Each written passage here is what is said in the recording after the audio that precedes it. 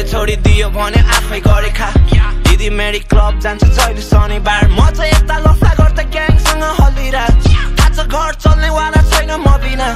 आज पनि सामानको चार्जमा बसिरा आमाको चित्त दुख्यो बाउसँग जङ्गिँदा सम्झाउँछ मलाई भन्छ बाबु धेरै नरिसा एक शब्द मिठो बोलिँदैन आफै सोचेर फेरि सुरु गर्न थालेछु ड्रग्स लिनु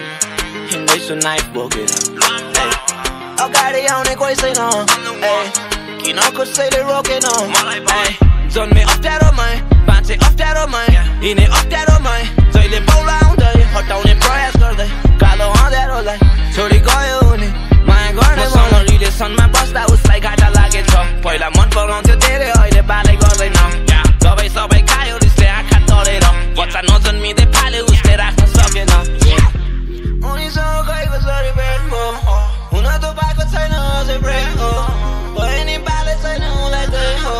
हुँदैछ हामी दुईजनाकै भइसक्यो यस्तै नै हुने भयो जीवनभरि मेरो पनि गल्ती त्यो बुझ्न खोज्दैछु तिम्रो पनि मलाई राम्रो लाग्छ जब सुन्न थाल्छु मिठो बोली तर साइको छु म बोकेर हिँड्दैछु तिखो छुरी लाग्दैन निन्द्रा खुसी छैन मन दिलमा पनि समय हेर्दै बित्यो किनेको थियो तिनटा गरी यस्तै छ जिन्दगानी हाँस्दैछु म पीडा मानी के फाइदा भएन यो रन्डीहरूलाई घृणा गरी त्यसैले के गर्नु पर्यो हुँदैछु बेइज्जती म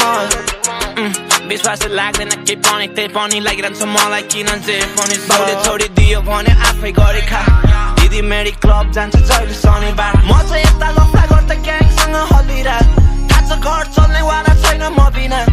आज पनि सामानको चार्जमा बसिरा आमाको चित्त दुख्यो बाउसँग जङ्गिँदा सम्झाउँछ मलाई भन्छ बाबु धेरै नरिसा एक शब्द मिठो बोलिँदैन आफै सोचेर